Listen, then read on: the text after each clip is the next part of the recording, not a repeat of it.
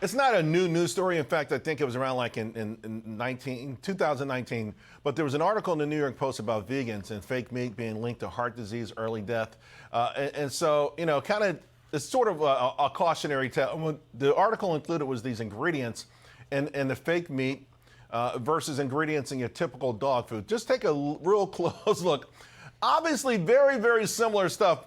So you have to ask yourself, whatever happened to Beyond Meat? Remember Beyond Meat was a $30 stock. It went to $200. It was going to revolutionize everything. Well, it's about $6 a share. But there's a moral to the story as well. I want to bring in Fox Business reporter Kelly O'Grady along with Big Money Show co-host Taylor Riggs. Now, ladies, I think the moral of the story is don't mess with Mother Nature. That's just me. I don't use any of that stuff. I don't know where the milk out of a coconut, of soy and all this, the almonds. Where the hell did an almond get milk? Listen, I'm straight old school stuff. But this is crazy. So you both have seen this. Yes. Mm-hmm. Did you cheat? Do you know which one? Do you know which one is? No, read them out to us. Oh my God! First of all, I can't even pronounce 90% of these words. That's the first red flag, right? All I know is that they sound scary. They sound like things that you use, like if you want to get rid of pests and like Right. But I will say that the dog food was the one that, and a young lady in our meeting, she picked up on it. It had sweet potato in it, so I guess for flavor. The key for the one in the one or the Impossible meat had beet juice extract for color, so it made it look like beef.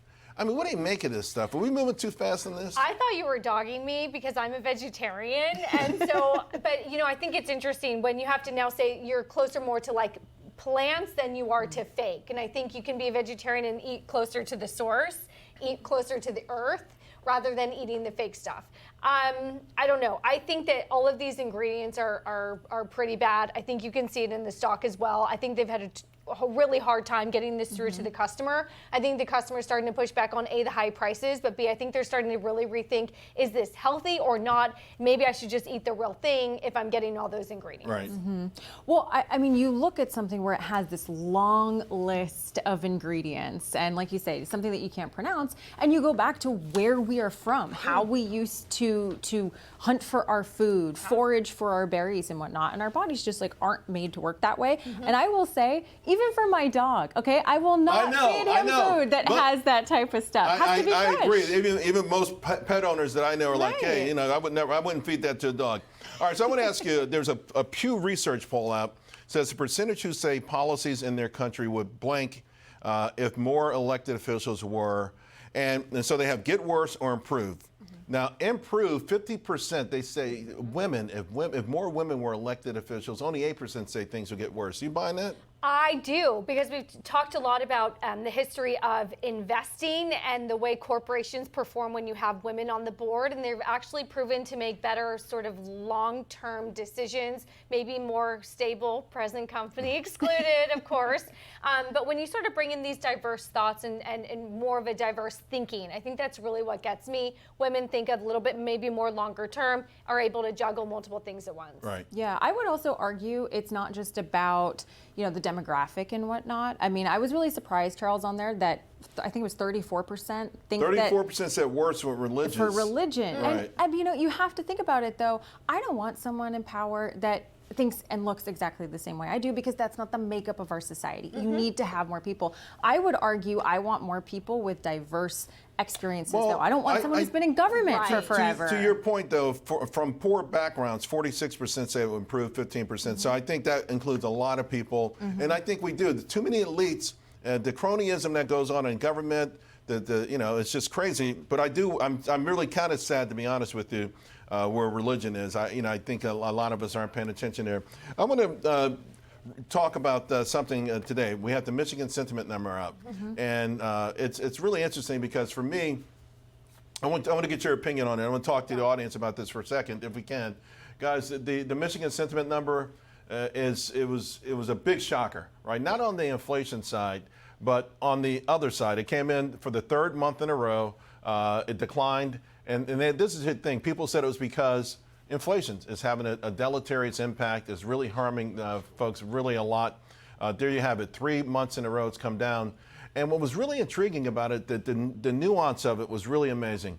that voters in the future, expectations, Republicans actually went up. Now, I don't know if they think Trump will be in office, but I want to bring you, Kelly and Taylor back in on this, because what's really pissing me off this whole year is financial reporting that keeps laughing at people. Yes. And I'll start you on this, Kelly, that they literally laugh at people. They diss them for not knowing how great they have it. Oh, there was a survey and people thought the growth was down, and they're sitting up there like pompous asses, right? Just dissing the American public. People know they don't have it great. Well, that's why their ratings are dropping too. Because people don't feel that way. And you look at how much inflation has gone up, and you look at real wages, right? So what you're taking home, adjusted for inflation, it's down 2.2% since President Biden took office, and people feel that they can't buy as much as they used to. The current conditions, a part of that consumer sentiment survey that you showed, dropped down to near the lows that we haven't seen since March of 2022. That is when inflation was at 9%. People still feel that.